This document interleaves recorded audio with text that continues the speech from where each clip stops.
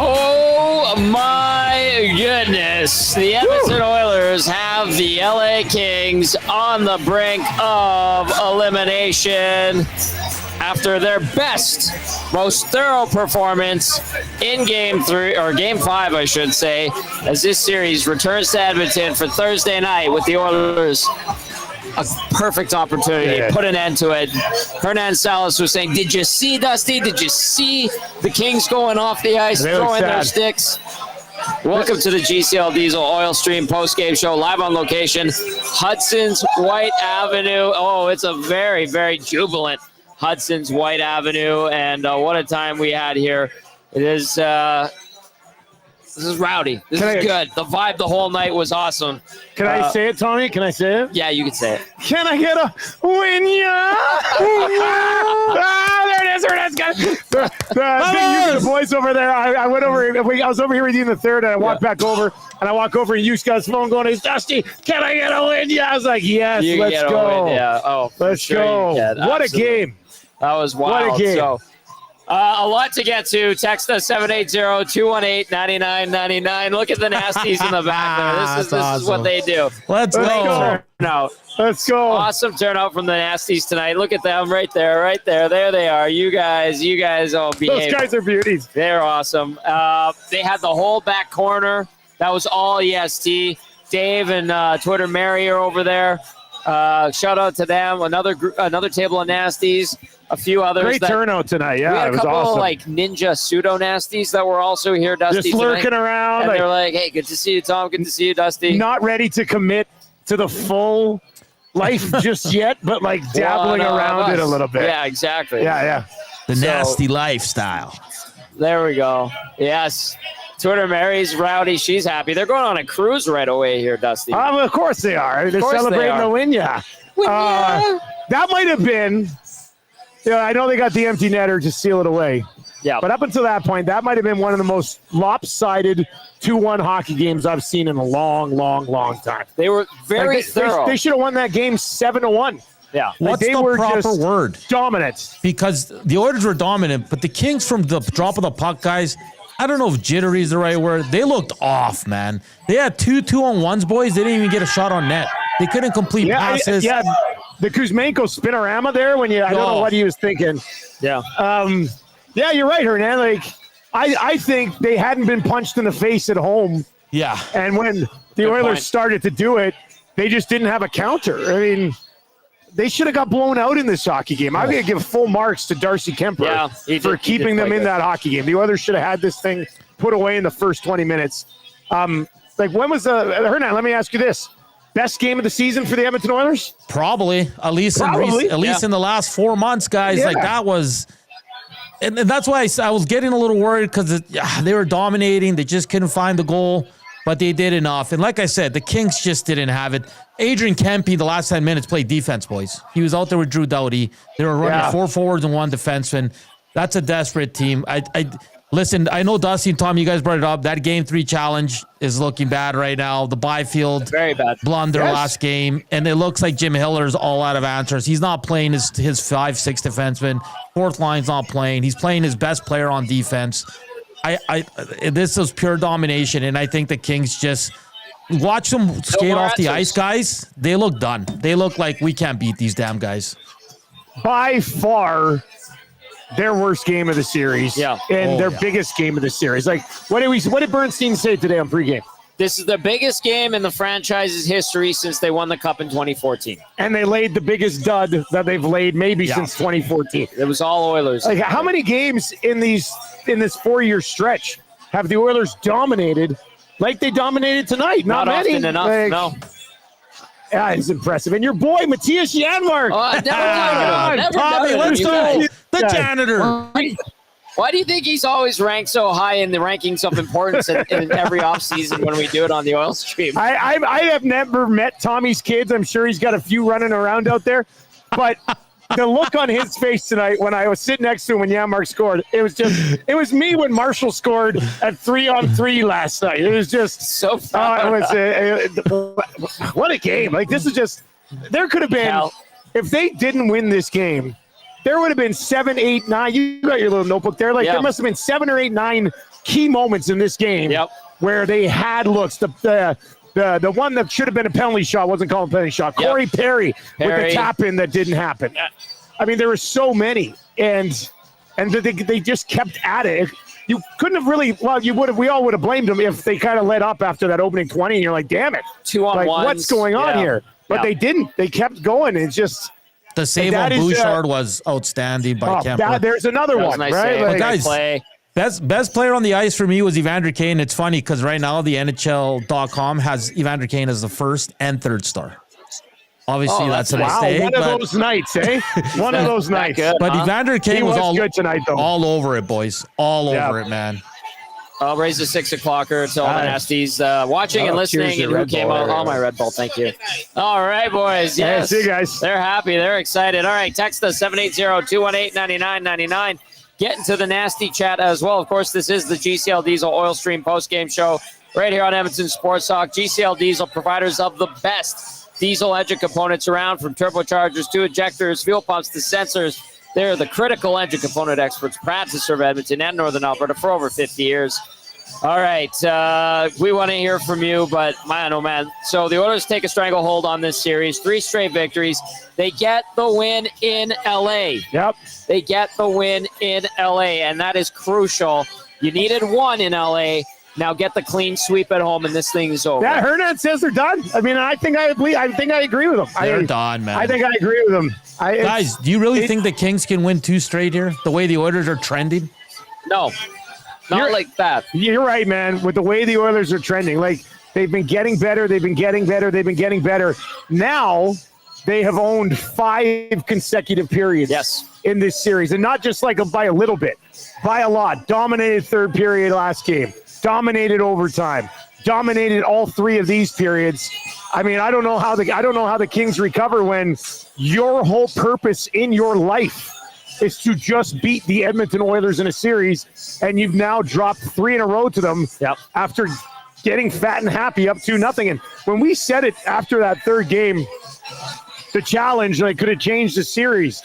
I'm not really sure I really believed it, but man, you got to look at that moment and go, the Kings have just fallen apart since then. That was, I was going to say the way the Kings could get back in this series was if their coach came at them with composure and put out a task in front of them and a game plan and got them to buy in and stick to the system. But the coach, Jim Hiller, is the one who is kind of unraveled the most, and that affects your group.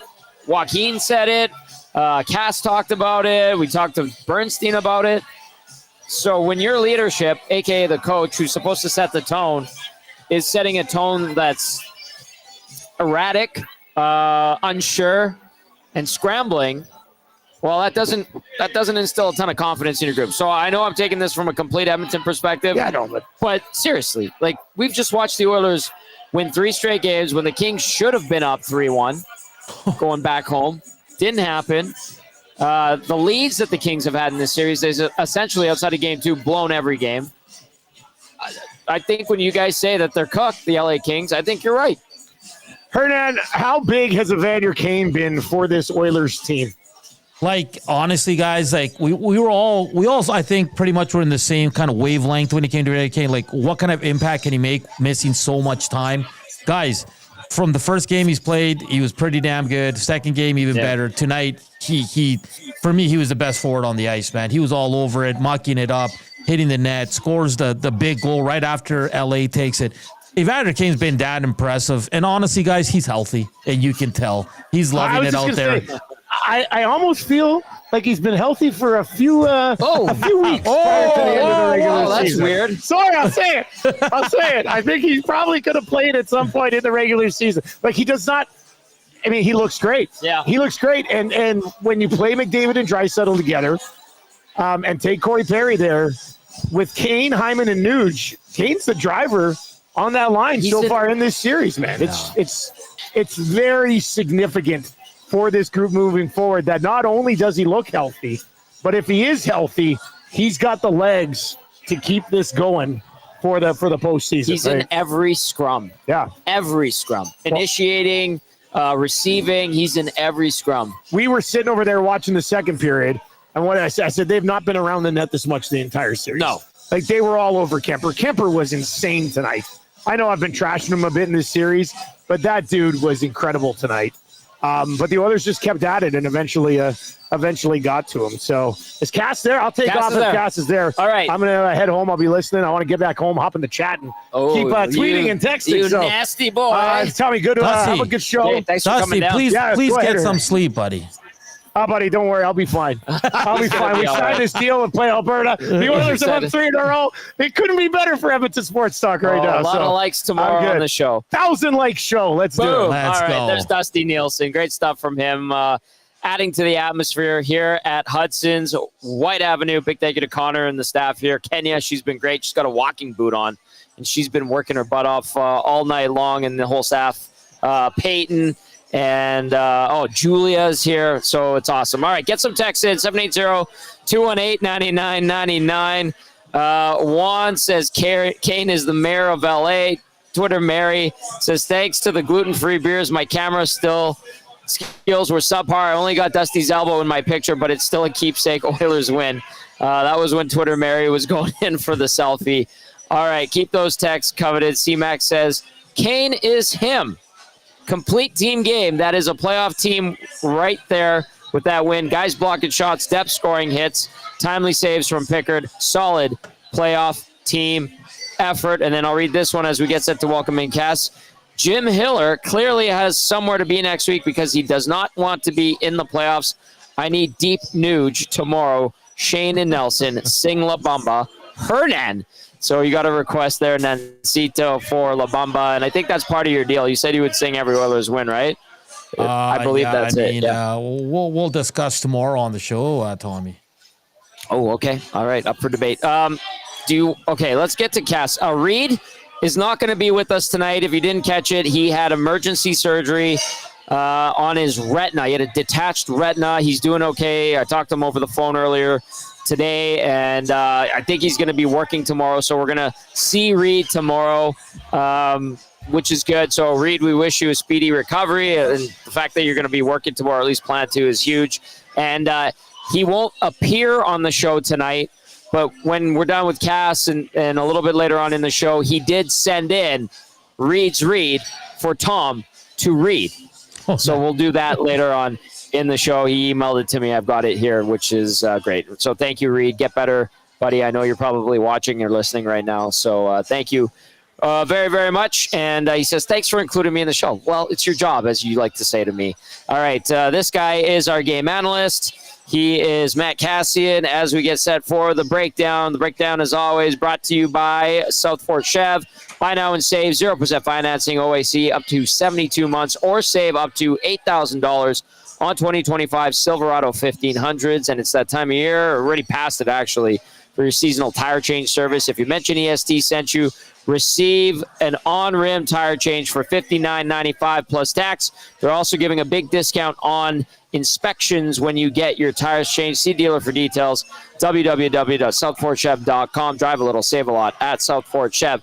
Cass, welcome to the program, my friend. I'll just tee this up. That was the most thorough game I saw from the Oilers in this postseason. What say you? Yeah, far and away.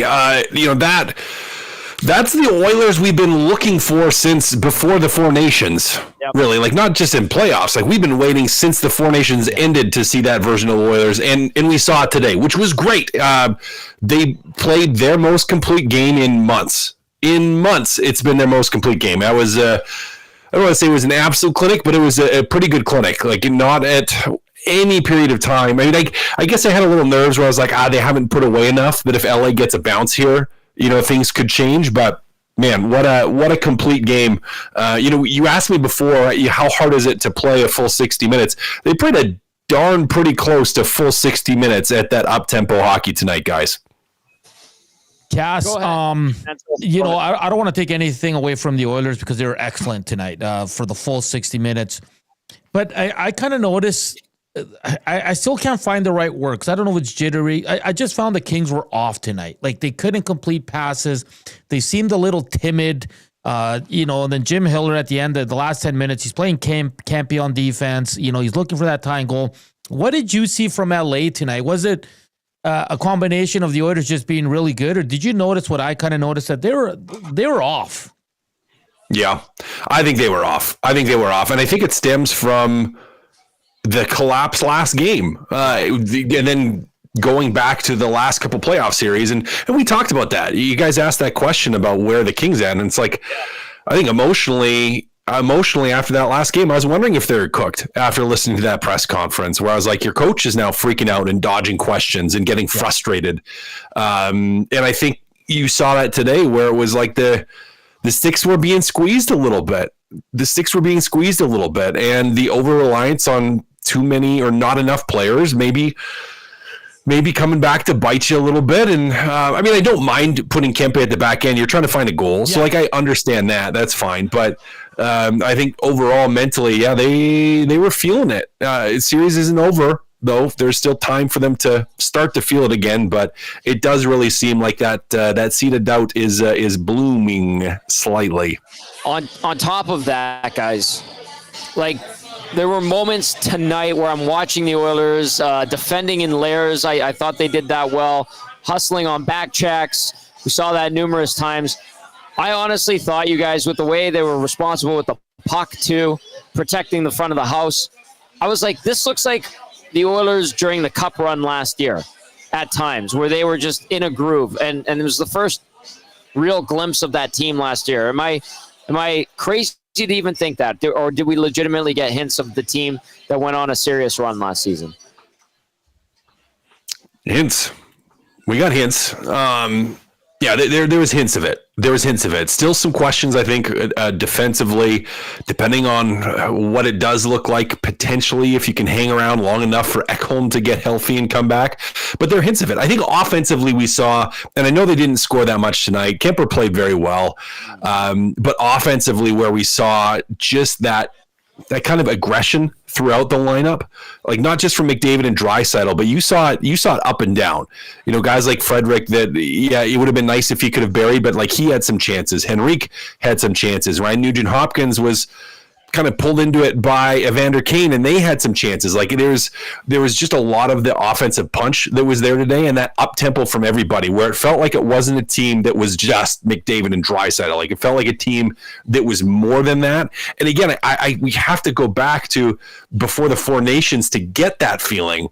And there were times where we saw it over the course of the season, you know, leading into the Four Nations and that break. They played some pretty good hockey, but this was the first time from a playoff standpoint, I think, for me, well, second time. First time was in overtime in Game 4. And then this one for the whole game anyways was the first time where I was like, ooh, wait a second. They just gave everybody in the league something to think about, especially if they win this series, to say that, hey, they're pulling it together a little bit here. And when they do, if they can, they're a dangerous team. All right, let's get to some text. Cass, very well said, as always, my friend. Russian Spa Guy says, shots last 5 periods are like 79-34 or something crazy. Displaced Yukoner says LA is tired. Reminder, boys, Kings suck on the road. And then also adds, my thoughts, this was a very dominant performance tonight. Kemper's the only reason they didn't score 8. There's no way the Oilers are not living rent-free in LA's head. I'm hearing the Rocky theme song in my head. Getting stronger. Displaced Yukoner with that one. Good one. This one says, LA Oilers fan here. There's a new king in LA. King Kane. Wow. There you go. There's a LA Oilers fan. Thank you for reaching out. Good to have a new listener, viewer on. We appreciate it. To all of you out there, check it out, EST for the first time. Welcome to what we do. This is a phenomenal new radio station, digital radio station, and we like to have fun, but we are serious about it too. Troll texting in says, TG, can you please ask Cass how sad it is that Austin the GOAT and the Leaves got shut out tonight. I bet he's devastated. Cass, if you want to answer that one to Troll. Yeah, so devastated. So devastated. I wasn't laughing at all when that buzzer went in that game. Man, I hope can you imagine? Like, I would just be so thrilled if Ottawa can come back in that series. That would be amazing. Like, if Ottawa can come back and beat Toronto, knock them on the first round, that'd be great. That'd be great. I would be happy. Like, Edmonton wins this series. Nope. Is he still there? We got him. Cass, you good? Yeah. All right, Castle internet will reconnect. I guess they're installing fiber optic at his satellite studios, which couldn't come soon enough. Cass, are you there? Give me a thumbs up. No, he's frozen. He's gonna have to reconnect. Frozen. We'll reconnect. All right.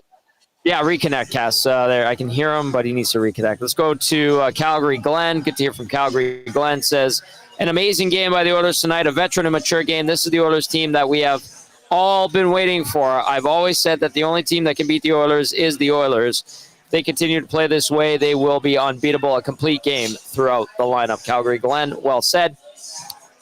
By the way, I should get to the scoring summary and the game stats from tonight's 3-1 Oilers win in Game 5, taking a 3-2 series lead.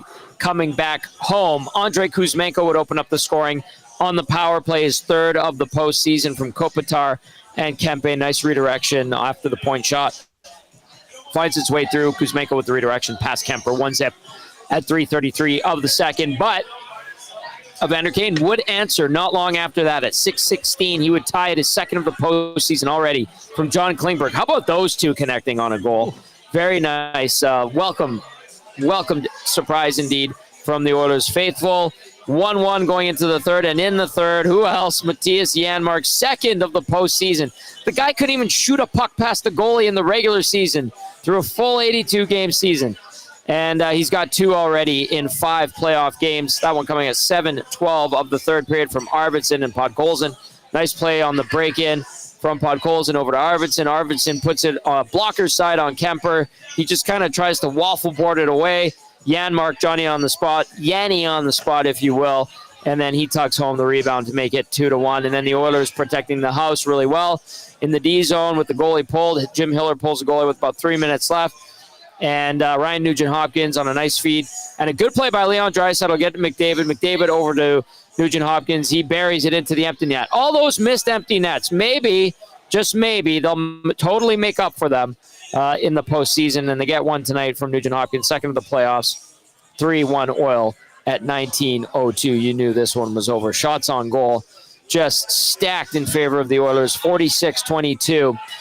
Face-offs, Edmonton gets dominated there, 57.1% to 42.9. The Oilers power play goes 0 for 2. The PK goes 2 for 3. Hits 59-46 officially in favor of the Kings. Block shots 15 for LA, 13 for Edmonton. Giveaways 21 for the Kings, 14 for the Oilers. Takeaways 7 for LA, 1 for Edmonton. But at the end of the night, it is a 3-1 Oilers victory in Game 5 and a 3-2 series lead. We've got Cass back, our game analyst, with the breakdown. All right, Cass, do you remember the thought, or do you want to start on a new topic? Now we can start a new topic, but the thought basically is that I will just be very happy if Ottawa can come back and win that series. That'll be great. Hey, a lot of people were super happy around here. Yes, Hernan. I got some stats for you on your boy Yanmark. Yanmark has as many goals in the 2024-2025 playoff combined as the 2023-24 and the 2024-25 regular seasons combined. 6. Check this one out. Hyman, first player in franchise history, regular season or playoffs, to have 10-plus hits in consecutive games. Really? Yes. That one's a bit surprising, I would say. Interesting. 12 last game, 10 tonight, boys. Okay. Do you guys think that feels like, to me, not just with Hyman, but as a whole, it feels to me like Edmonton has done a better job of being physical this series, which isn't something I would have really anticipated coming into it.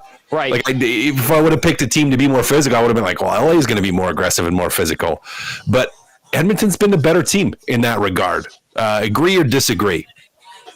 Yeah, I know there was talk about the Kings being big and tougher and built to beat the Oilers, but I know they're big guys, but I don't see them as tougher and more physical. I think they're big and skilled, but I don't think they're rough and tough. And Edmonton, especially with Kane back and Frederick back, they're not getting pushed around. So I don't know. Maybe I kind of expected Edmonton to have the confidence in knowing that they can not be outmatched physically. Am I onto something there? What do you think? Hernan, go for it. No, I just think, Frederick finding his groove, Kane returning really changes that element, right, boys? And I think also if you look at LA, they're running 9 forwards, 4 defensemen. It's hard to be physical 60 minutes in a long series against this Edmonton Oilers team, right? Like, I think the Oilers are holding their own. And guys, like, I'll be honest, like, I don't even notice Hyman throwing 10 hits. I know he's in there. He mucks it up. He goes to the net. But I don't notice the 10 hits, right? It's just bizarre to me. Like, last game, he had 12, boys. Well, I saw a couple of times where he would try to finish a check late. Maybe they were giving him credit for it. Like, I'm not going to lie. Looking at, and as I was reading those stats, you guys, I'm looking at them and I'm going 59, 46 hits. I know it was a physical game, but it seemed generous to me from the off-ice officials that's how many hits that they put into the stat sheet tonight. Like, generous? I would think so. Yeah. I know it was a physical game, but I didn't think it was. That's like Cal Clutterbuck, Cass, when you played with him, getting like 40 hits a night, and you're like, you barely free. You sniff at somebody, right? You look at somebody, and that's a hit. Yeah. His chi, he sent out his chi into the universe, and it hit somebody, and he got credited. Yeah, that's right. But no, I don't feel like they're physical. I didn't expect them to get physically outmatched, and they're not getting physically outmatched. I thought that they could be the ones that initiate the physical contact, and they kind of are. Right? I'm going to assume that's a yes. Yep. Yeah, no, they definitely are. And they're not shying away from it when LA does bring it, which is good. I like that. Like, I like that pushback. And again, not an area where I thought that Edmonton was going to be. Yeah, I didn't think they'd carry this series in, but they've initiated a lot of that physicality. And I think Evander Kane helps that. And you guys already talked about him a little bit where, he was good tonight. Very good tonight. I mean, I didn't know with him stepping into the series. I was like, well, how much is he actually going to be able to bring? But guys, he looks pretty good. And I think some of that physicality just bleeds off of him and into everybody else. He seems to pick everybody up in that regard. Eden chiming in says, hey, boys, great win. Something I've noticed is the coaches tried to make Kane and Frederick a thing, but I think Frederick's skating is holding him back. Instead, they have Hyman and Kane grinding the LA defense every chance they get. I like the fact, what Eden's saying there, from the outset, it seemed, Cassian, correct me if I'm wrong, but it seemed like the Oilers tried to make the Kings skate. And they tried to make the Kings go 200 feet every chance they could, and they would get pucks deep, and they would hit them, and they would try to get the cycle going. Like, it seemed like there was more success to it tonight, and that was a way to wear down LA. And to me, it seemed like that was a strategy early on. Did you notice that? Well, I think just from an overall game plan standpoint, the strategy was spend as little time in your own zone as possible, and I think their execution breaking out of their zone is what really helped them to do that. So, and that factors into wanting to make them skate because, and part of it too, Tom, is also not giving LA the lead, because when LA has the lead, they don't have to press. They can sit back a little bit more. You have to skate through everybody, and it's not as much of a rush to say, hey, we have to force a turnover. We have to get the puck back. We have to go get it. Where for Edmonton being tied or better for most of this one, all of a sudden now you're forcing LA to have to try to do that, and you're to have to try to skate and have to try to open up.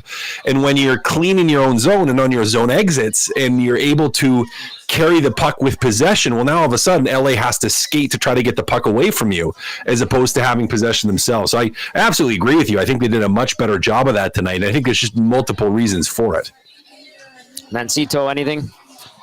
No, yeah, no, it was just such an impressive game that like Cass alluded to, we haven't seen probably since early January, boys. And Tom, you're right. Just the way they came out, the way they were skating, the way they were initiating the hits, just taking it to them, relentless on the forecheck. It was just such an impressive game. And I think that's what frustrates the Oiler faithful is this is the team, guys. This is the team we saw where was that? last year in the playoffs for most of it, and they disappeared after Four Nations, and it's just great to see it. And now on Thursday, guys, it's the same game plan. Do the same thing, you're going to win that game. Don't change anything. Because, Tom, what did you say? Dennis Bernstein said this is the biggest game for the LA Kings in a long, long time. Franchise, they didn't come out like a team that wanted this game. They came out tentative, man. Yeah. I think that bleeds over from the coaching staff, though. Like the reactions that they had after Game 4. Yeah. I think it's just like just the emotion wasn't dealt with well. And I think that spilled over into tonight. Okay, keep those texts coming in, 780-218-9999. Get to the nasty chat if you're watching on YouTube. Like, share, subscribe. We got a lot of people watching, probably got even more listening, and we want to hear from you. So text us your thoughts. Let's do this, Cass. We're going to hear from the hero, Mattias Janmark, like I called it, in September. I'm just kidding. I'm kidding. And then we'll get your reaction and final thoughts, and then we'll let you get some rest because we all have busy days tomorrow. It's already late. Do. Another 8:20 start. All right. So let's go inside the Oilers locker room, hear from the guy with the game-winning goal. He was saving these goals for the playoffs. Obviously. I'm just kidding. It's Mattias Janmark. Could you take us through your guys' effort right to the very end? Yeah, I felt like we started something in the second part of the third period last game, especially in the OT, and felt like we found something in our game and found the upper hand, and tried to not let go of that, and we pretty much executed for 60 minutes. You guys didn't get discouraged. You guys outshot them heavily. They scored first. What was kind of said when they scored first? If anything had to be said at all? No, I think the feeling was really there after the first period that we're outplaying them. We got them where we want, and now we just got to keep pushing the gas, and even when they scored, just try to get back, and Kane got right back, and away we went. Because I know you weren't really pleased with your regular season last season, and you have a great playoff, earns you a new contract. I don't know about how you felt about your season this season, but it seems like you're stepping up again. What is it about you in this time of year? I think, parts of the year didn't go as I wanted, and for parts I felt like I was playing really well. Just the goals didn't come, and I don't know, you want to score always, but these are the moments kind of when you go through the regular season where the pucks don't go in. These are kind of like what keeps you going. I kind of had a funny feeling there when game 70 hit and I only had 1 or 2 goals. I knew I wasn't going to have a career year, so kind of had a feeling that they might show up here in the playoffs, and scored a lucky one in the first game, and then but when you go through that in the regular season, you really have to dial in on all the other aspects of the game, and those aspects of the game becomes a little bigger in the playoffs, and then you get some bounces too. What was kind of going through your mind when that puck went in tonight? Was it relief given how much you guys have been pressuring, or is there something else? I mean, you always black out a little when you score big goals like that, but we felt like we were playing a really good game, but when you get to that time of the game, the bounces become big, and they can go either way, and that puck ended up in my stick, and just tried to bury it, and then kind of looked up, I think it was 8 minutes left, and just try to keep playing from there. Is that as complete a game as your team has played in a long time? Yeah, for sure. Things haven't come too easy this year. I feel like last year we were playing really bad at times, and we were playing really good at times. This year we haven't maybe been as bad as we were at times last year, but we haven't maybe reached the level that we think we have in this room, and I think today and maybe the overtime period last game is as good as we've been. Yeah, this looked like an Oilers playoff game from when you were making your run last year. Did you feel like just defensively the Kings never got a lengthy push in the game? Did you feel like you just 4 lines, is that the play roadmap here? Yeah, that's what we were talking about before, kind of in the OT. Like I said, we were rolling 4 lines, and we're pressuring them, and I don't know if we've necessarily been pushed back earlier in the series, but we've given them a lot of free offense, and we've made a lot of mistakes, and I think when we play as good offensively like we did, and we push like that, we kind of eliminate our own mistakes that way and force it from them instead. Building on that, can you talk about the persistence you guys showed tonight and to not let up at all?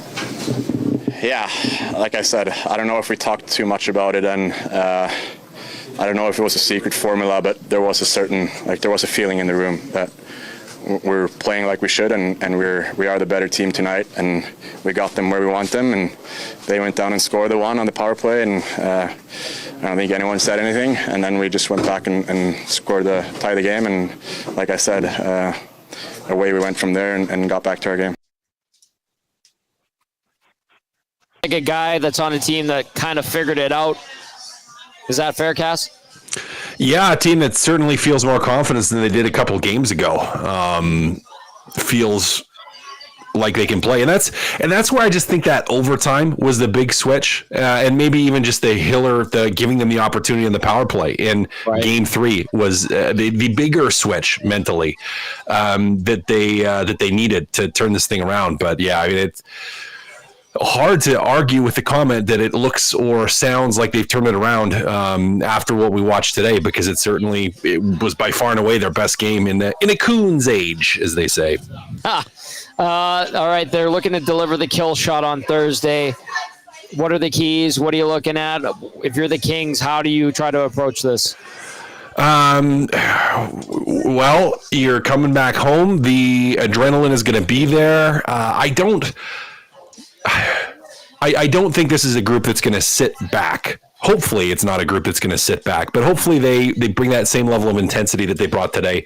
And that's what it's going to take. It will take that same level of intensity. You don't know if you're going to get, Kemper playing as well as he did. Although, there still was some mistakes he made in and around the net with some of the scrambles where he was a little scrambly. He did make some really good saves too. But you want to keep generating those opportunities. As you mentioned earlier, you want to keep making LA skate. You want to make them skate.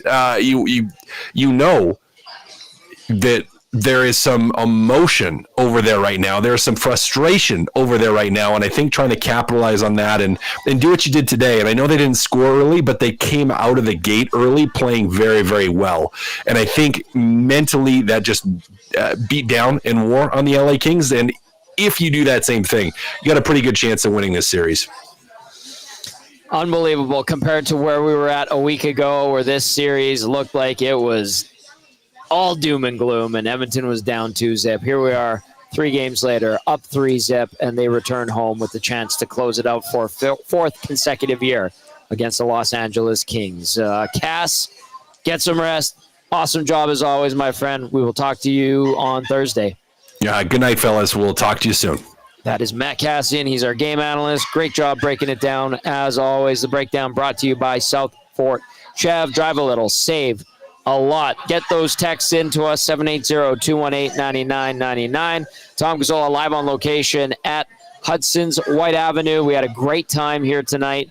Great contingent of nasties. I see Corey B still here, Big Uke still here. VR Montenegro just left. Cal in the Park, Sarah, Twitter Mary, Dave, Graham was here and his wife. Who else was here? I'm forgetting a bunch. Rob from the Grove.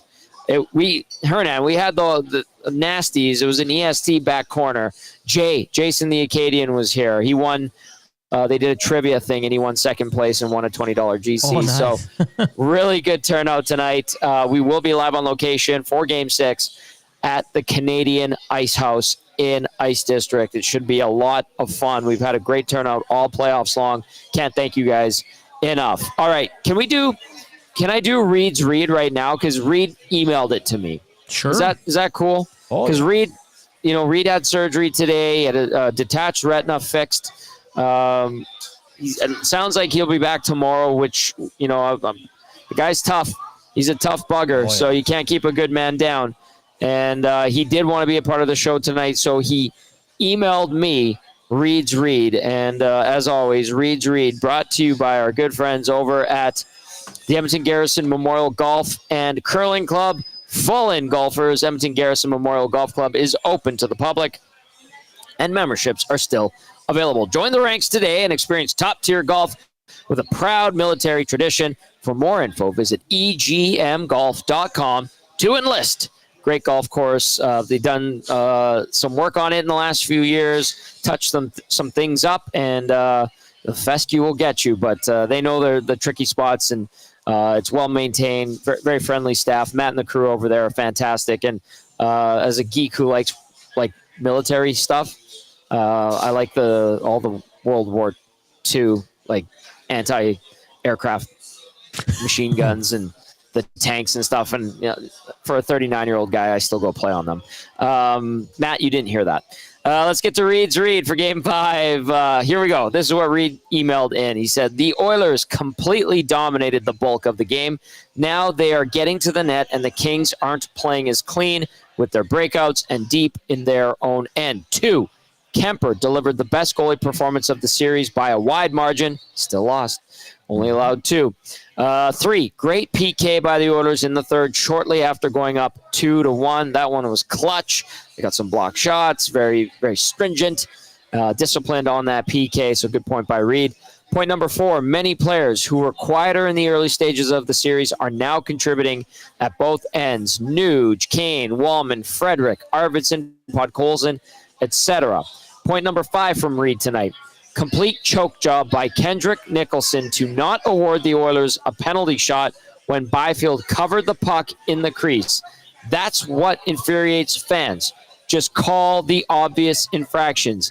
Nicholson was in perfect position to see what Byfield did. So he either doesn't know he should be watching the puck or he chose not to make an obvious call. So he's incompetent.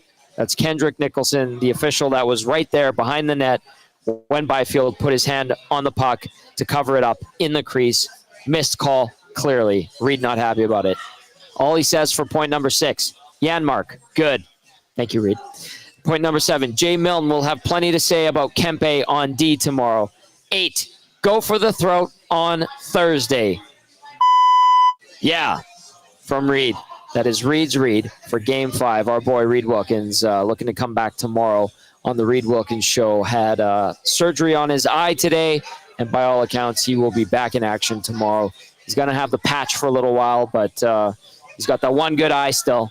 He's going to put it to good use. So thank you, Reed, for sending that in. Reed's Read, as always, brought to you by our good friends at Edmonton Garrison Memorial Golf and Curling Club. Go check them out just off Valor Road. And I take 82nd Street to get there and then turn left on Valor Road. It brings you right to the golf course. You can't miss the tank at the corner of the intersection. That shit's badass. I'm just going to say it. All right, Nan, so what do you got?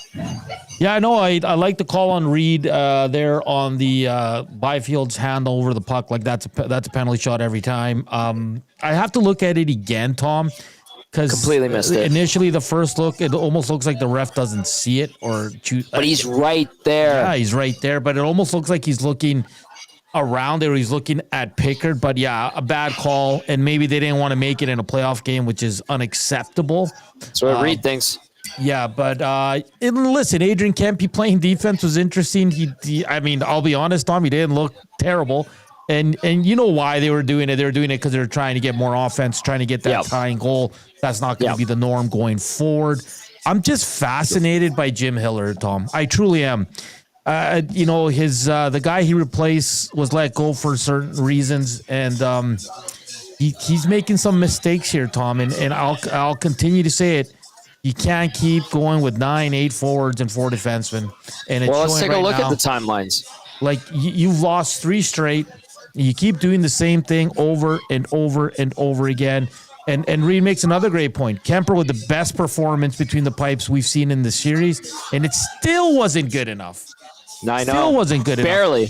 And the penalty kill, what I like about the penalty kill is I know it was a power play goal, the first one, but they're more aggressive. They're not letting them set up, and you're seeing kind of LA have to rush some passes. They're not clean because on one they had Kuzmenko on the back door, but because of the pressure, they had to rush the pass, and Kuzmenko wasn't set up for it, right? If he has probably 2-3 more seconds, that's probably in the back of the net. So I'm really liking what the Oilers are doing. So, Tom, I mean, you got to be impressed, man. What a performance. We've been waiting months for this kind of team to show up, and they are. And listen, Evander Kane, on the ice, man, the guy's just, he's a menace, man. I love what he brings. Another missed call, Brant Clark with the clear cross check right into the net. Like, good point. And that's what I hate about this game management by the officials. Like, they're thinking it's late in the game, we're not going to give anyone a penalty. It doesn't matter. It's a penalty, man. Like, he shouldn't do that. You're letting him off the hook because it's late in a playoff game. That's it. Yeah, that's fair.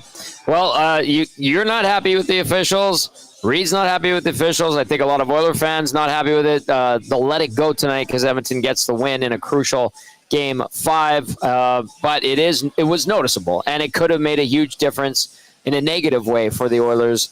Byfield putting his hand on the puck in the crease, obvious, totally missed. And then, you're right, the Brant Clark hit from behind. This Oilers team is figuring out the LA Kings, and it's getting scary. And I think the Kings know it. I think the Oilers can sense it too. And the way they played tonight, very thorough game indeed from the Edmonton Oilers. And that one goal that the Kings did get tonight from Kuzmenko, took a nice redirection on a point shot that got through. That was the only puck that would elude Calvin Pickard, who's at the podium right now having a chuckle, which I can only imagine he's enjoying his post-game scrum and presser. Okay, really quickly, Hernan. We're looking at the distribution of time on ice tonight. Yeah. So they got Turcotte back in, right? Because they had Moverare in. They had gone 11-7 at one point. So they put Turcotte back in. Guess what he played? Just take a guess. I hope you're not looking at it right now. No, I'm not. 4 minutes. 5. Okay. Very close. Very close. Okay. Malott, take a guess. 2.5 minutes. 5:18. Oh. And then Hellenius. Okay, I'll bump Hellenius up a bit. Probably 3 minutes. 4:05. Okay. So you're not far off. Like, they still basically played 9 forwards tonight. They spread it out more on defense. Jordan Spence got back into the lineup. He played 8:17 tonight. Wow. Brant Clark, 14:43. Doughty, 26:03. Edmondson down a lot to 20:43. Mikey Anderson, 21:40. And Vladislav Gavrikov with 19:11. So a little bit more ice distributed between the 6 defensemen, but Clark saw more ice time. Spence only got 8 minutes. Edmondson wasn't way up there like he was the other night here in Edmonton. But at forward, so they still had basically 9 forwards tonight. So we'll see how they handle things on Thursday in game number 6. All right, we're going to go back inside the Oilers locker room. Keep those texts coming in. I want to read a whole bunch of them coming up here. We're going to hear from Zach Hyman, who was a little pest out there in a good way for the Orange and Blue. Played in a really long time. I mean, you watch us. Probably. For a full 60, yeah, I think so. I don't remember the last time we played quite as good of a game as that. And having said that, it was a nail biter still, right? So it's the playoffs. In a series like this that's been back and forth, the 5th game is the time that someone asserts themselves, right? The time for a team to really grab hold of a series. You feel like you accomplished that tonight? Yeah, this is a really tough building to win in. I mean, I don't know how many games they dropped at home this year, and obviously we found something in that last game, and we carried it over into this game, and we're able to throw out any line against any matchup. I think that's really important in this time of year. We're pretty balanced attack, even though we rely heavily on our big guys. I think tonight guys stepped up, made plays, huge goal by Yanni's line there. I just thought on picks and net, I think everybody just took a step, and collectively we looked as good as we have. Zach, what allowed you guys to get to that A game as a team as quickly as you did? Because obviously it's been a bit of a struggle to get going early in the series. Hockey's funny. It's carry over momentum. Each game's different, and you don't necessarily carry over momentum each game. But when you're feeling good, when you have consistency, when you start to find chemistry with your line mates, I think you start to be able to play and roll lines over, and everybody feels like they're contributing. And I thought tonight, like I said, everybody chipped in. Everybody, when they were out there, did their job.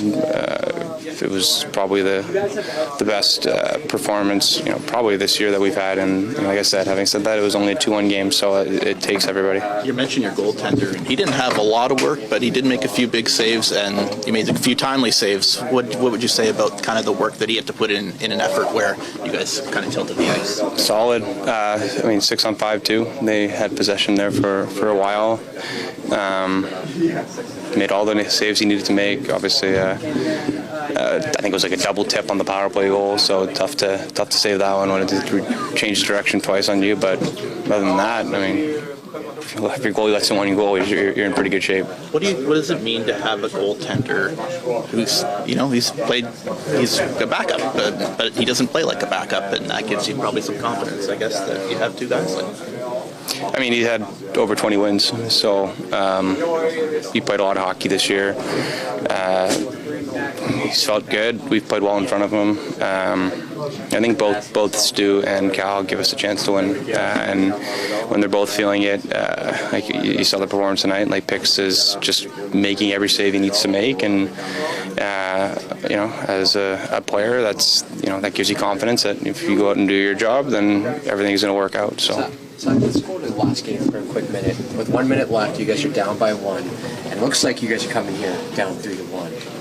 You guys obviously tie it, win it, and now you guys have an opportunity to win on Thursday. Can you maybe talk about the margins in the Stanley Cup playoffs and how fine they can truly be and what it takes to win?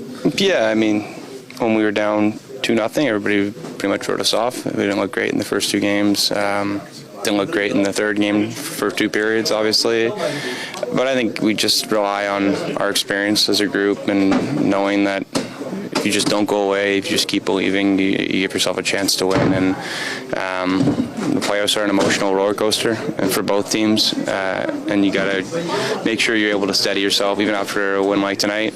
It's back to business, same old. We've been here before. We have a huge opportunity to close it out at home, and that's where the mindset is now. Zach, looking down at the other end of the ice, Kemper had himself a pretty good game. That can be really deflating for an offensive side.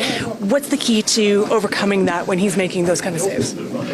Just keep going. I think, like I said, in the playoffs, there are games where you have 10 shots and you win. We've done that. And then there are games when you have 45 and you're only able to score 2, and you just have to stick with it. You don't know what type of game it's going to be, but if we play like the way we played tonight, we're going to be on the right side of things more often than not. And obviously, he played pretty well to keep him in it, and our guy played pretty well too. So it was a good game. All right, that was Zach Hyman following his team's 3-1 victory over the Los Angeles Kings. Talking about Calvin Pickard. The team's playing good in front of Pickard. Pickard's giving them some steady goaltending, and they've turned the tide with Pickard in net. No complaints there so far for the Oil and their netminder, who have the Kings on the ropes now as this series shifts back to Edmonton, with the Oilers up 3-2, in this series after a 3-1 victory. Nanso, we're going to get to some texts. Okay. I will get to the turning point of the game first. Turning point of the game presented by our good friends at Advantage Sport Medicine and Physiotherapy. At Advantage Sport Medicine and Physiotherapy, they treat you like the pros. Their multidisciplinary team includes sports medicine physicians, along with highly skilled physiotherapists, strength and conditioning coaches, and massage therapists. If you have a nagging pain you'd like to see go away, book your consultation today at www.advantagesportmed.ca. And I could go with everybody's favorite janitor, Mattias Janmark's goal, but I actually think tonight where the turning point was, at least in my opinion, when the Oilers got the equalizer from Evander Kane at 6:16 of the second period, assisted by John Klingberg, that's when I thought to myself, okay, they finally solved Kemper. They had been buzzing in the first period and a bit. They allow the first one. They come right back, get the equalizer, and I thought they got right back to business. And from there, I personally, Hernan, had confidence in them eventually taking the lead. They stuck with it. They got rewarded in the third period when Yanmark buried a rebound off of Arvidsson's shot on a 3-on-2. And so to me, at least, Evander Kane's goal, his second of the postseason at 6:16 of the second period, will be your Advantage Sport Medicine and Physiotherapy turning point of the game. Hernan, Salas, anything? No, that's a good one. And I like what you said there where, they got scored on first and it just took them under 3 minutes to get right back in. They didn't change anything. There was no panic in their game. There was no, cheating for the offense. They just stuck with it. Now, the Kane shot, Tommy, it went off Gavrikov because it kind of went over Kemper. But you get the breaks. Yep. They were playing well. They earned that break and good on them, and then they found the way in the third. But, yeah, no, I like that turning point. Let's go to Eden. We had Eden already. Let's go to Edmonton Rob. Edmonton Rob texting in said, I'm impressed how Kane showed composure when he entered that scrum. Talking about the one where I think he got cross-checked from behind. All about the team not taking a dumb penalty. That's good composure to see for sure. Edmonton Rob, good point.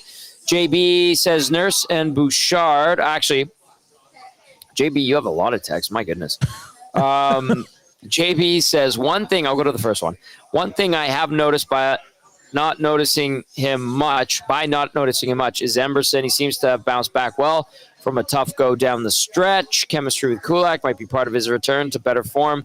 I believe this is also another bonus of having Klingberg slot in seamlessly to the lineup. I don't know what Emberson could have done on the Kuzmenko goal besides be more physical, maybe tie up the stick if possible. That's from JB. It was a nice tip by Kuzmenko. J-Style texting in. Yeah, it was just nice. The live chat summary was weird. It said, viewers are discussing the Edmonton Oilers night. Oh, we've got a Vishnofsky jersey in the house. That's a true fan right there. Nicely done. Brand new. He bought it. Love it. Classic. Vishnofsky.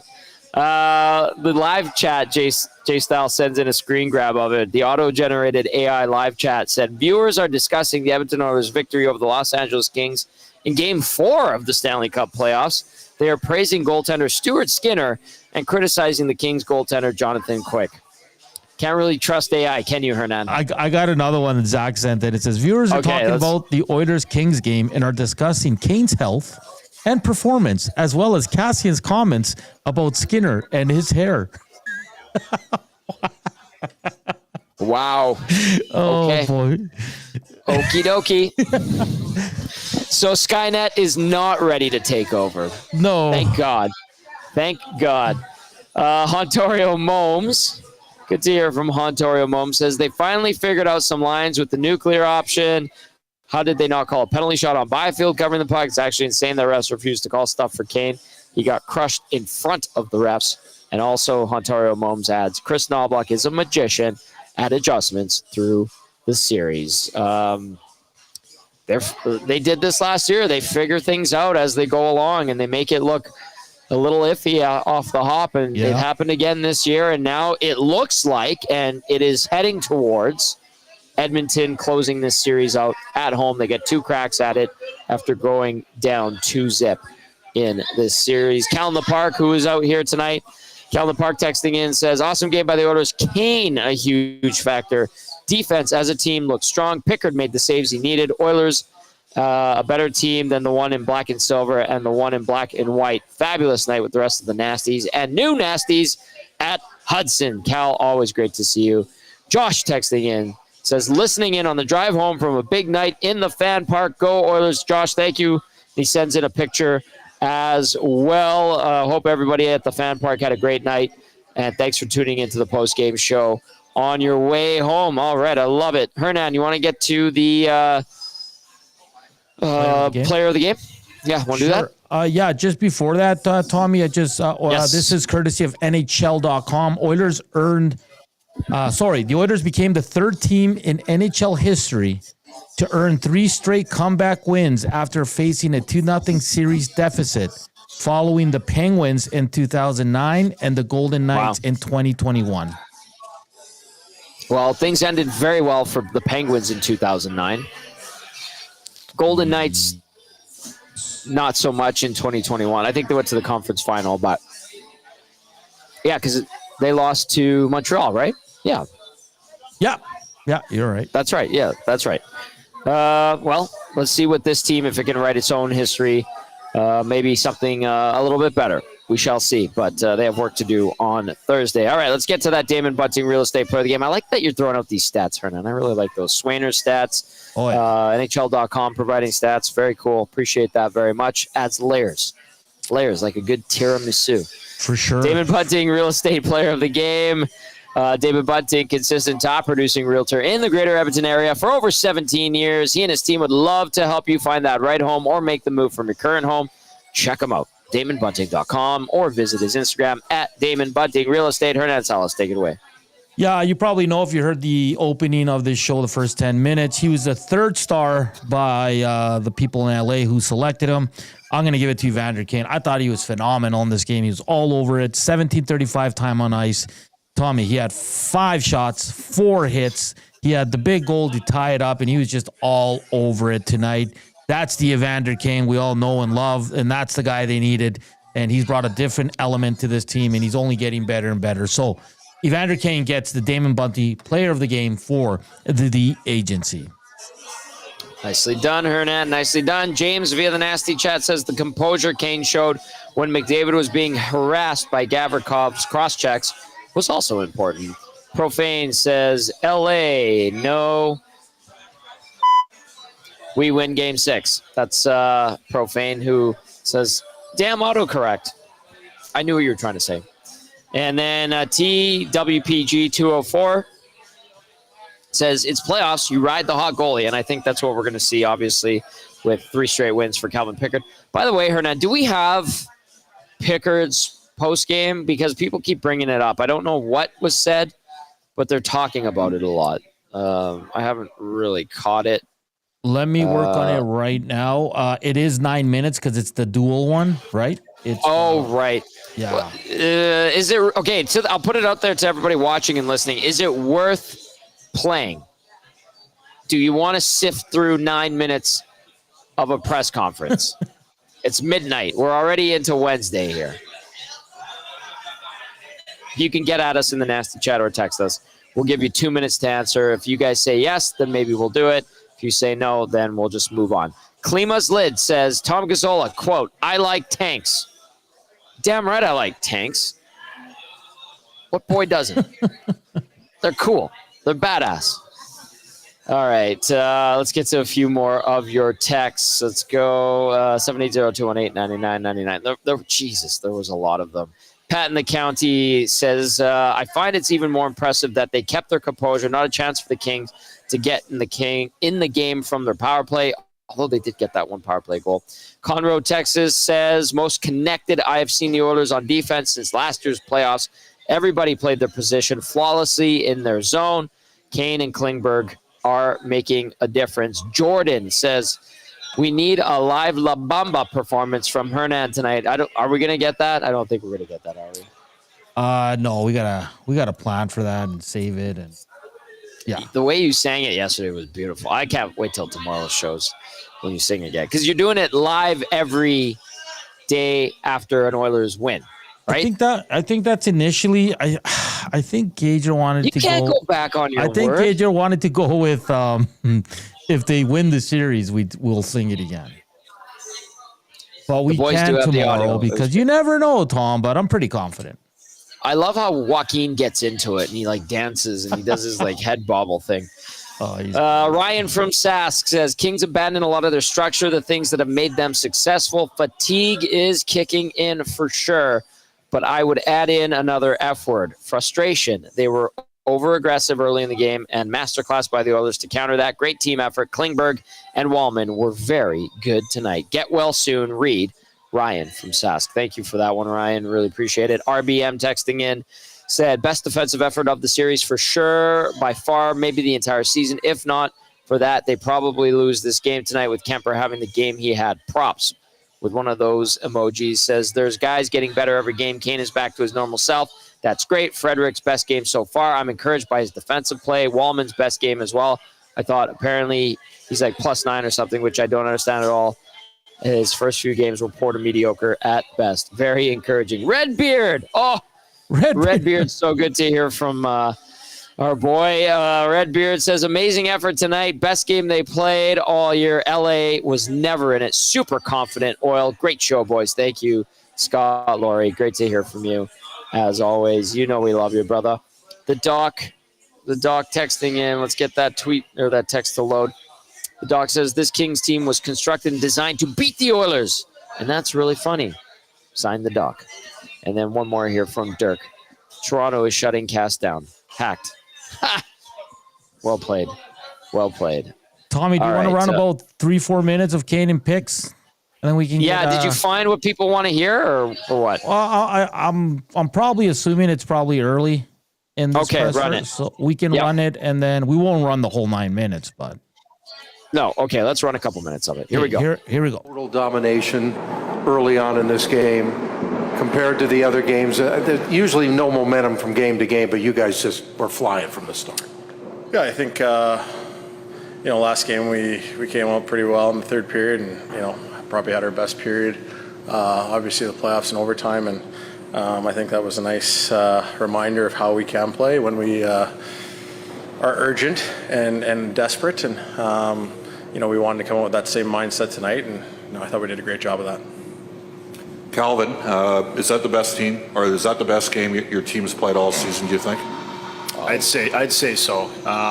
Right from the puck drop, he said it. We wanted to be desperate, like third period and overtime last game, and we did it for 60 minutes. And it was one of those games where you could get away from it because it wasn't going in the net. And credit to their goalie, he played fantastic. But we didn't stray away from the game plan and got rewarded for it in the end and buckled down. I'm going to make you feel a little awkward here. The guy next to you has not played for 10 months. We know he's a great athlete. Are you surprised how quickly he's gotten up and running and how effective he's been in the series? I'm not surprised at all. He is a fantastic athlete, actually, but no, he's great. He was making a home in the crease tonight, and a couple of big goals. Obviously, the goal in Game 3 to who knows what would have happened if that doesn't go in, and then obviously tonight after they score to get that one back. He's been fantastic and a huge addition. Evander, incredibly direct game from your group tonight, going to the crease, taking the puck in there. Is that something you just found from Game 4, Game 3, and just exploited it to the extreme degree tonight by just all night long in the crease? Yeah, like I said, we wanted to play, pedal on the gas type hockey. We did that from the get-go. You look at their record here at home and how tough of a team they are at home, and knowing we have to eventually win a game here if we want to win this series. And I thought we had a nice simple mindset. We got pucks to the net, we got people to the net. Like Pick said, we stayed in the fight. We didn't get frustrated even though they scored first, and we're out playing them. We keep doing what we're supposed to be doing, and eventually we get rewarded. Evander, we're going to flip things around and get you to talk about Calvin here. Given how well you guys played, how would you describe his performance in the net tonight? Yeah, I mean, the first period, I don't know if they had maybe 3 to 5 shots, and I'm not a goalie, but I can imagine it's hard to stay sharp. And Pix has done a great job for us all year in staying ready and staying sharp. And the moment never seems to be too big for him. They're pressing at the end, and he's standing solid in the crease. And obviously, he's coming to this series and did a big boost and done an incredible job for us. And Calvin, what does it mean to you to be in this position, winning games or helping your team win games at this time of year? Yeah, I want to pitch in any way I can. Obviously, getting the start in Game 3, being down 2-0, you just want to take it one game at a time, and those were kind of roller coaster ride games. But coming back here 2-2, we felt good about where we were at and how we finished off last game, and we carried it over tonight, and the next one's going to be the hardest. Evander, just in the back here, congrats on the win. It seemingly looks like your presence is growing on almost on a shift-by-shift basis. Since coming into this series, is that how you feel right now, and where is your confidence level since returning after injury? Yeah, I mean, obviously, my first game back, I didn't really have any expectations. I just wanted to do my best, and after I kind of got through that game, Game 3, I felt night and day, and just wanted to continue to build off that. And I thought Game 4 I was better, and tonight felt better, and so just want to continue to get better and grow my game. Evander, can you talk about the persistence this team showed tonight, just not letting up throughout the game? Yeah, I mean, we had a total team effort, up and down our lineup, all 60, goalie out. Everybody battled. There was a lot of guys blocking shots at the end there, laying it on the line. And I think when we play like that, When we keep our foot on the gas, we're a really, really hard team to beat. And then our skill takes over. Obviously, we have some incredibly talented players. So if we can continue to replicate that type of a game, even 90% of it, I like our chances most nights. And Calvin, one for you. Does this feel any different this year when stepping into this position than it did last year? It's sooner in the playoffs, I guess. And towards the end of the regular season, I got a decent amount of games to feel, ready. Last year I was off for quite a while before I stepped in against Vancouver, but felt ready to go game 3. I know I just got to go out and do my job, and we've been playing well since I've been in there, so it's been good. Evander, you've been here for the last few years in this series so often, right? It's only natural you put some major doubt into these guys after a fourth straight year. Just your thoughts on trying to show them you got their number. I mean, is there anything to that at all? Because now you're in an elimination situation. Yeah, I think at the beginning of the series, I kind of mentioned it a couple of interviews ago. We were coming off the road, and I kind of had to wait on the road a long time to start the playoffs. And I felt games 1 and 2, we were kind of still in regular season mode. And then we got back to Edmonton, in front of our home fans. And I think. Tom, it caught off there. Let me work on it. Cut off? Yeah, I'll get it. All right. Back. There's some kind of exchange that people are talking about. Yeah. Do you think we're going to get it back? Okay, I can rattle off a few more texts. Keep those coming. We'll get to the conclusion of Pickard and Kane and their press conference following the Oilers' 3-1 win, taking a 3-2 series lead. This thing coming back to Edmonton. Expect an 8 o'clock start on Thursday night. I think the league sent an email. Let me double check it for you guys. We've got start times, national broadcast information for 2025 Stanley Cup playoffs on May 1. So they did send that out. For the Los Angeles Kings and Edmonton Oilers, the start time has been set for 10 p.m. Eastern, 8 o'clock on Thursday, May 1st in Edmonton. The game will be televised on Sportsnet, CBC, TVA Sports in Canada. In the U.S., the game will be on ESPN. So there you go, another 8 o'clock. On Thursday, we're live on location at the Canadian Ice House at Ice District. Let's get to a couple texts. Brandon says, a lot of the turnaround is just getting more comfortable after so many players missed time, but I've liked the adjustments by the Oil. The first power play tonight, Perry got set up wide open in front because the Oil recognized that King's strategy was to double team Connor, cover the Leon one-timer, and that would lead to other players being open. The Bouchard power play goal last game, very similar. Smart, strategic adjustments making a big difference. Brandon sending that one. Let's go to Mike from Calgary. Mike from Calgary says, you beautiful. Very nice. Thank you, Mike from Calgary, with a photo of us on his TV. And a 6 o'clocker logger. Well done. Thank you to the crew here at Hudson's White Avenue. They had 6 o'clocker as well. Mike from Calgary also adds, boys, think about game 1 and the massive McDavid comeback. If it wasn't for Skinner's missed flop shot, the series is over. We talked about that shot. We're not putting that one on Skinner still. Mike from Calgary adds, the thing about the hands on puck in the crease call is how did it magically get flicked out of the crease? Almost like hands flicked it out. Yes, Mike, agree with you on that one, as opposed to the Skinner thing. Runner texting in says, Hiller watching too much Mighty Ducks. That he took that strategy straight from Gordon Bombay. Good reference there. Runner Juan says, Nanzo, if Oilers win on Thursday, will you guys have a harmonica funeral on Friday?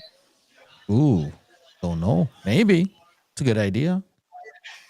We'll have to see. How about the kazoo crew? I love how who are the people putting out these videos of like sweet old ladies at an old folks home? They had the kazoos the one time.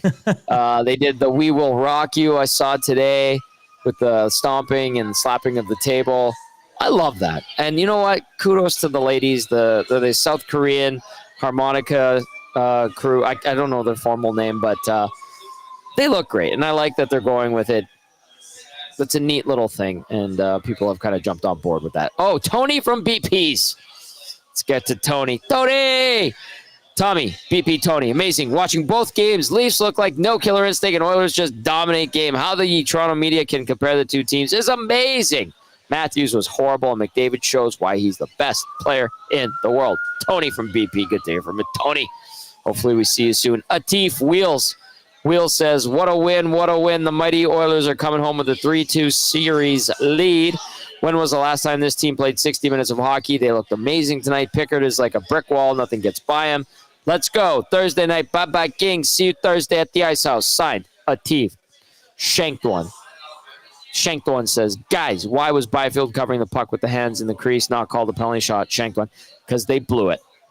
They completely blew it, and Reed Wilkins was not happy at all about that one. All right, do we have it, Reed? Or do we have it, Nanso? Yes, we do. Here we go. All right, let's finish off this press conference, see what all the fuss is about. I have no clue what anybody's talking about, but let's see what Calvin Pickard and Evander Kane domination early on in this game compared to the other games. There's usually no momentum from game to game, but you guys just were flying from the start. Yeah, I think, last game we came out pretty well in the third period and, probably had our best period. Tommy, yeah, it started from the start. It shouldn't have. Just give me 2 minutes. If not, we're going to have to pass on this, okay? All right, give it a shot. I've got a couple texts I can get to kind of close things down, and then we'll give it one more shot. If not, we'll say goodnight, but maybe we get to people keep bringing it up, so I'm curious too now all of a sudden. You got my attention. Pat in the county says, I find it's even more impressive that they kept their composure. Not a chance for the Kings to get in the game on their power play. Good call, Pat in the county. Troll says, it's crazy to me that a 30-plus-year-old Pickard was signed to be a 1B in the AHL. Now he is their number one goalie contributing in the playoffs. Interesting how things work out sometimes. Troll, he was supposed to be the third guy. And then they wanted to bring Rodrigo along. But you always kind of knew because Pickard had been up and down for a few years. Detroit, I think he was in Toronto for a bit.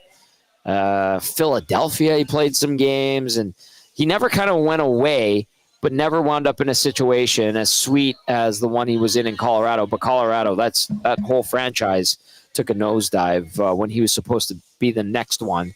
And that kind of submarined his career to an extent, and he kind of stuck with it. But he's a good guy. People love him for a reason, and he's clearly making it work right now for the orange and blue. Millwood's Matt says, oh, man, that's scary. My coworker's wife had that happen. Speedy recovery to read about the detached retina. Oh, yeah. Millwood's Matt also says, too bad we don't have another appearance from Slosh Clausen. Yes. C-Max says, yes. Post-game Pickard, Tommy G. Yes, post-game Pickard. Okay. Hernan's working on it. Yeah, we got it, Tom. Like Dustin. All right, let's hear it. You got to fast forward, Hernan. No, I know that, but it didn't go that way. So here it is. One last try. Okay. Calvin, whose jersey were you wearing the last time you had 4 playoff starts in a row? Say that again. What do you mean? What jersey were you wearing the last time you? Oh, sorry. Yeah, I mean, I haven't played a ton of playoff hockey, to be honest. It would be Seattle, probably. Yeah, in junior. Seattle in junior. Yeah. So we know you came in. You're the backup on this team, but you're not the backup now. You're starting, and you're no doubt starting the next game. At your age, with what you're doing in this season, does it all seem a little surreal sometimes? You asked me the same question last year, I feel like, but no, I mean, I played a decent amount this year. It feels good. Obviously, getting your name called upon early, and I just want to go out and do my job. I've been saying it all year, and playing behind our team, it's a blessing for me, and I just want to keep continuing to do what I can do and help the team win. Age is just a number. Yeah, I'm sorry. Evander, kind of over here. Two topics for you. One, they've run their top 4D quite a bit, especially in the first 4 games. Do you guys have any added, I mean, every forechecker wants to get a hit, but do you have any added emphasis on wearing them down, given how much they've used those guys? And secondly, as far as the West goes, you guys haven't let a team off the mat. I think 6 series, every time you've got to 3 wins, you've gotten the 4th. What are you guys looking to do to continue that in Game 6? Well, to answer the first part of your question, yeah, I mean, we know they're playing 4D. I think for the last 8 minutes of the third period, they had a forward back there. So, I don't know whoever they have back there, we're trying to obviously impose our will and be strong and make things difficult on every player on the ice. With regards to being up 3-2, obviously when you have a team down, you want to put them away. You don't want to give them life, and that's going to be our mindset going into Game 6. All right, there's Calvin Pickard and Evander Kane. Great answer there from Kane. And I see we're busting jokes. I get it. That's what everyone wanted to hear and see. And, hey, did you notice, Hernan, that Kane answered that question for Pickard? He said to him, Seattle. Because they would have been playing against each other back then, right? That's kind of cool, yeah. It just when Pickard's like, you asked me this last year, just Kane's face. These guys are hilarious. Hey man, you ask like 100 and something questions a week, and yeah, exactly. You don't remember them all. Like, listen, but at least they're having a good time up there. And okay, I see what everybody wanted to hear. All right, that was a lot of fun.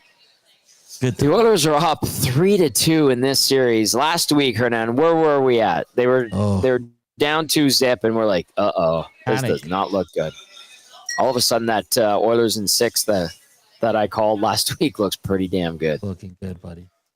I think you had the same thing, didn't you? No, I picked LA in 7.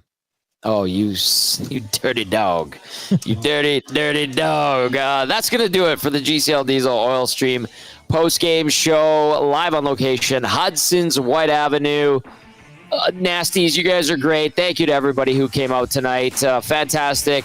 Huge thank you to Connor, Sarah, Kenya, who dealt with me all night, and Dusty. Joaquin Gage was here briefly as well. Absolutely tremendous time. Fantastic. We will be live at the Canadian Ice House for game number 6 as the Oilers try to close out this series. For the Latino Heat, Hernan Salas, Dustin Nielson, and our boy, Matt Cassian, our game analyst. I'm Tom Gazzola saying thank you for watching. Thank you for listening. Have yourselves a lovely night. We will see you tomorrow. A full day of coverage. 12 hours gets going at 6 a.m. with the boys on the Nielson Show. Dusty and Eric and Trev will recap this one and much, much more. Good night, everyone. Be well. We'll see you tomorrow.